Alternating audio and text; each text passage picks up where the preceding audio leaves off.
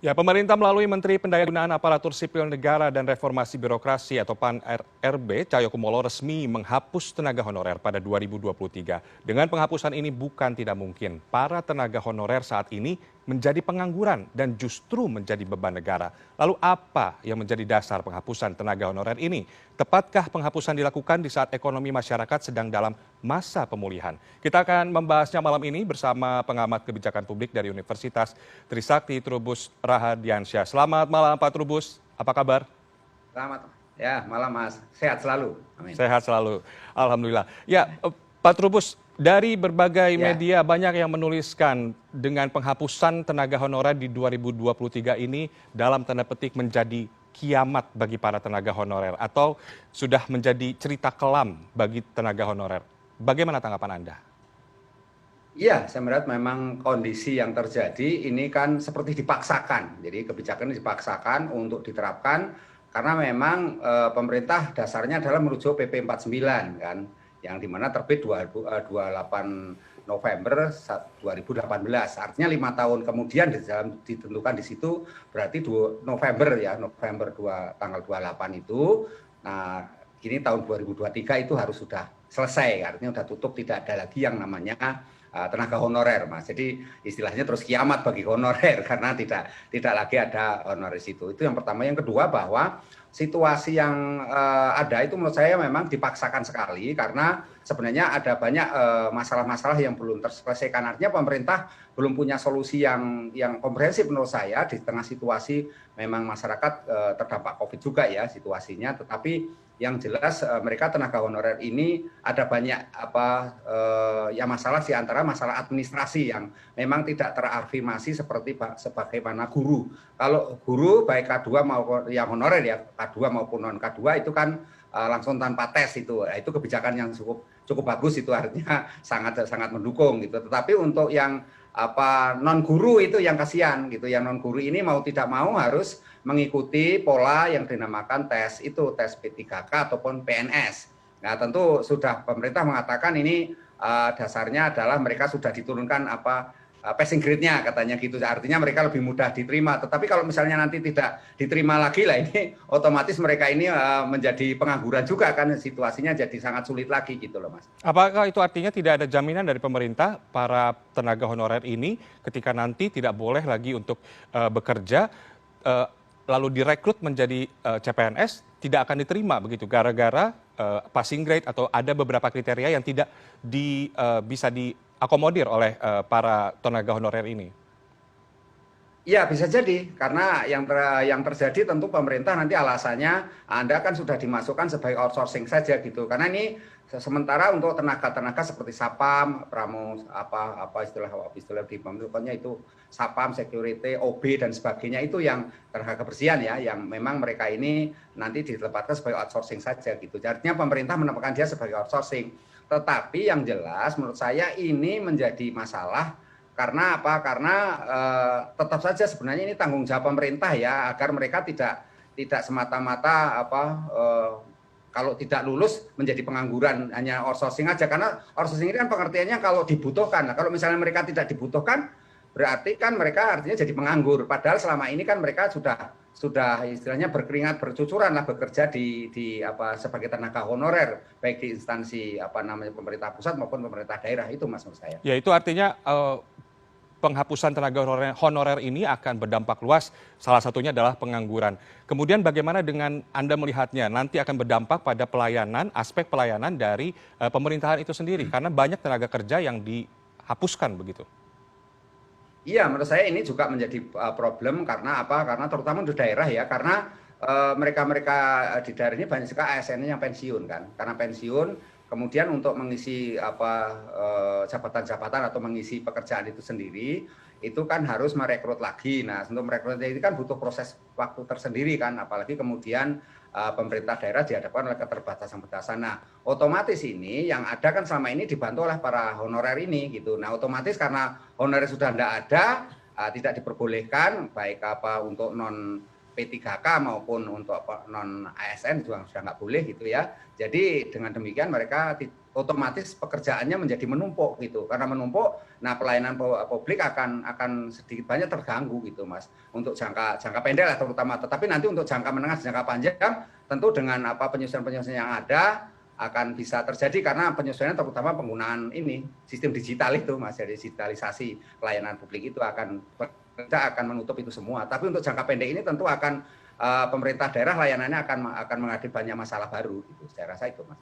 Ya, salah satu alasan penghapusan tenaga honorer adalah karena banyaknya sub-sub pekerjaan yang merekrut sendiri tenaga honorer itu tanpa melalui HRD begitu. Apakah ini artinya kemudian sistem perekrutan baik itu di pemerintahan atau di banyak perusahaan itu harus dievaluasi agar tidak adanya terjadi penghapusan tenaga honorer ini? Ya, menurut saya memang ini persoalan perekrutan ataupun pengadaan ASN di ASN maupun yang honorer ini memang selama ini kan jujur saja banyak masalah gitu. Artinya di situ yang namanya honorer hanya dipakai sebagai melengkapi lah, supporting terhadap keberadaan ASN itu sendiri. Akan tetapi karena pemerintah dasarnya adalah Undang-Undang Nomor 5 itu di situ di pasal 6 Undang-Undang Nomor 5 2014 tentang ASN di pasal 5 itu 6 ya pasal 6 disebutkan di situ hanya PNS dan hanya PNS dan P3K. Nah, karena adanya itu maka honorer ditiadakan. Nah, tetapi namun demikian menurut saya ini solusinya yang nggak ada jelas gitu. Artinya mereka-mereka yang kategori administrasi itu belum ada solusinya. Yang ada solusi baru pada tataran guru gitu. Yang guru honorer itu ada solusinya. Mereka tanpa tes hanya di semacam background checking aja mereka otomatis nanti diterima gitu. Tetapi untuk yang non guru itu otomatis harus mengikuti tes itu. Nah, tes ini kalau mereka meskipun passing grade-nya diturunkan tetap tidak ada jaminan mereka diterima kan karena memang situasi karena umur, situasi kondisi di daerah masing-masing, pengetahuannya juga berbeda-beda. Nah, ini saya rasa juga harus ada pemikiran-pemikiran ini gitu ya, pemikiran-pemikiran yang sifatnya jangka panjang lah gitu. Artinya jangan memberikan satu keputusan yang seolah-olah ini mereka menjadi kiamat tidak bisa bekerja lagi kan itu Mas. Ya, pelayanan publik apa yang akan paling terdampak jika tenaga honorer ini dihapuskan, Pak Trubus? Ya, kalau saya lihat itu paling di ini tataran administrasi yang paling banyak ya, pelayanan administrasi.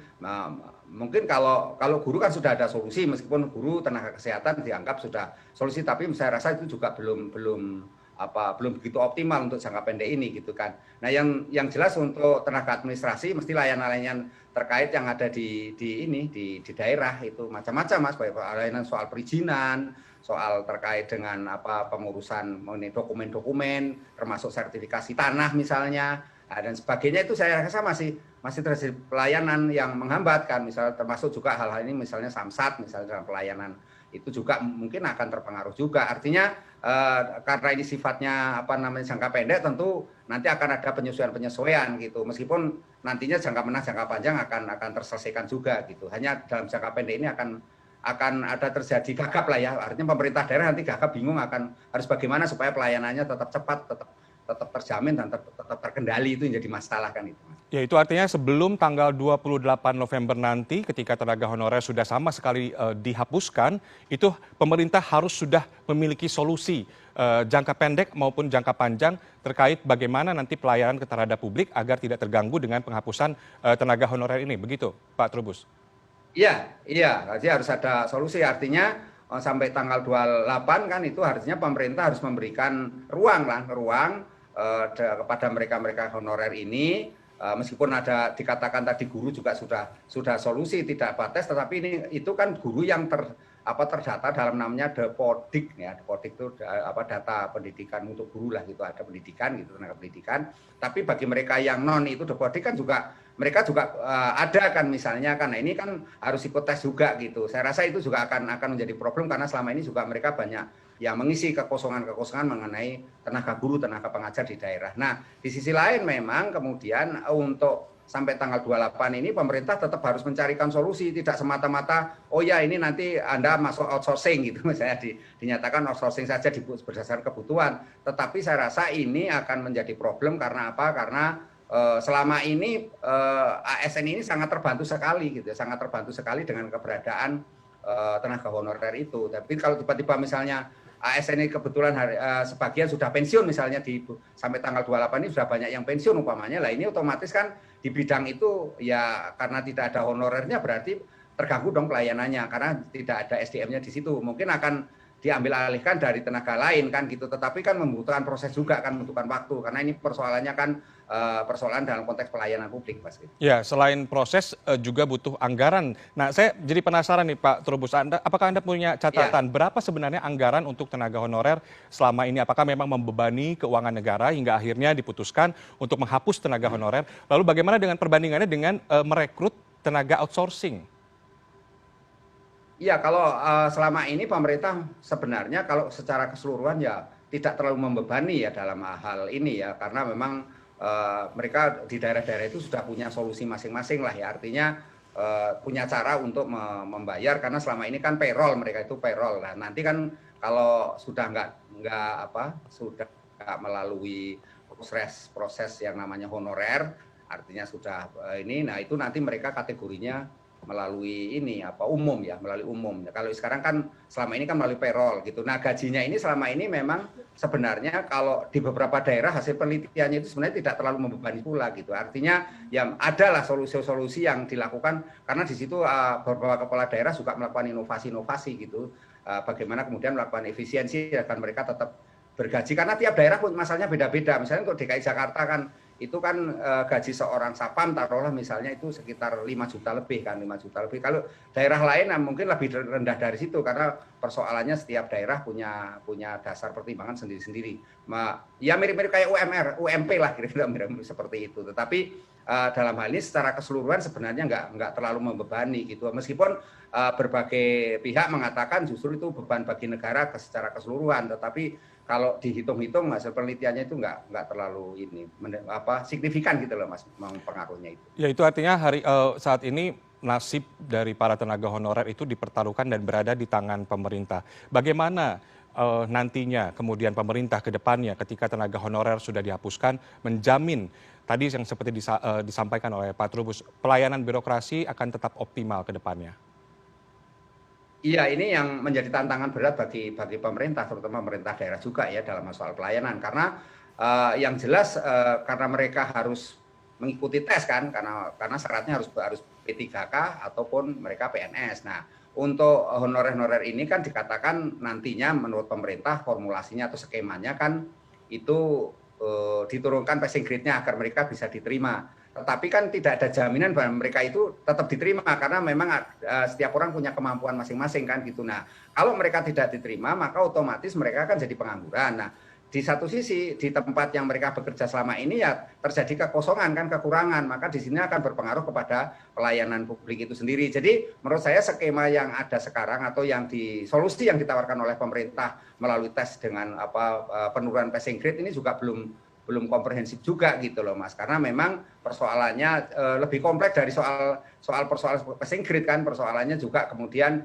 harusnya semuanya diberikan afirmasi yang sama dengan guru gitu, di mana kemudian mereka juga tidak, kalau guru kan tidak melalui tes jadi langsung saja hanya semacam background checking saja selesai diterima gitu menjadi P3K.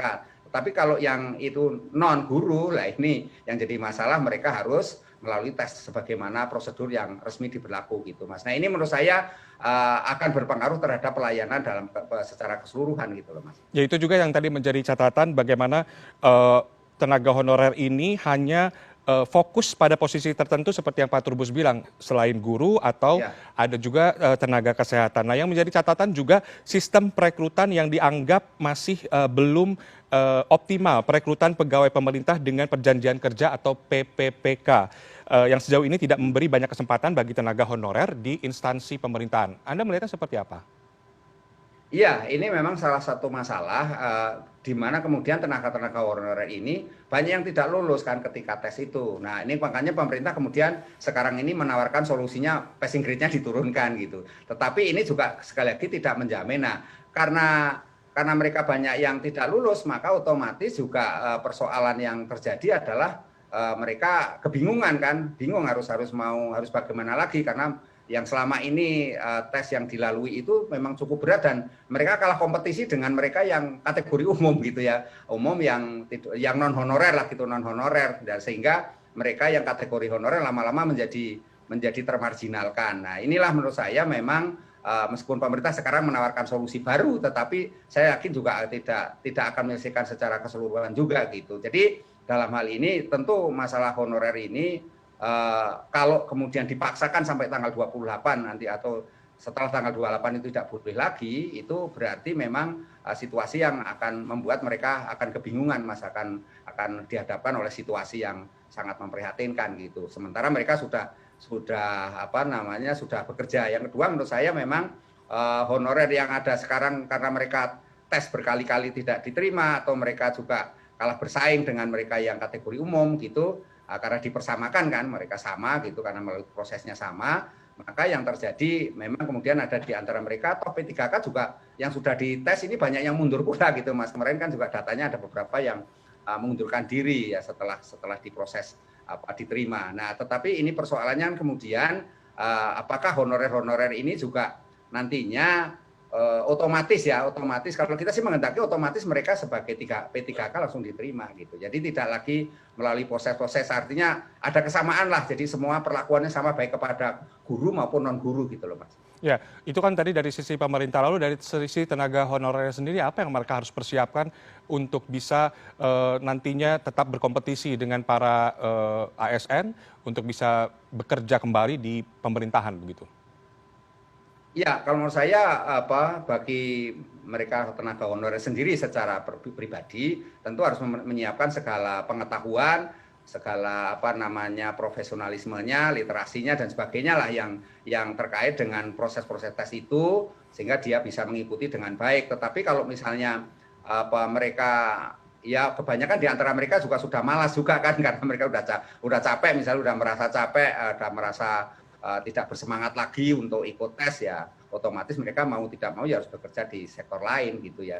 Jadi memang ini persoalannya memang dihadapkan situasi yang serba dilematis, artinya bagaimana mereka mau mengatakan semangat untuk ikut tes kalau kemudian di dalam tes itu ternyata passing grade, meskipun passing grade-nya diturunkan tetapi karena kondisi yang ada mereka tetap saja tidak diterima. Nah, ini kan otomatis menjadi beban dan selama ini mereka sudah bertahun-tahun karena umurnya juga sudah ada yang sudah cukup lama ya. Jadi otomatis mereka juga harus dikasih solusi, tetapi ternyata solusinya juga tetap aja nggak ada, yang ada mereka harus ikut tes sebagaimana yang lainnya gitu, Mas. Baik Pak Trubus, terima kasih telah bergabung bersama CNN Indonesia Newscast. Kita tunggu saja bagaimana solusi ke depannya pemerintah dalam waktu dekat, tidak hanya sekedar terburu-buru memutuskan untuk menghapuskan tenaga honorer, tapi juga memberikan solusi agar ke depannya tidak terjadi pengangguran dan justru menjadi beban negara. Terima kasih telah bergabung bersama kami. Selamat malam Pak Trubus, salam sehat selalu.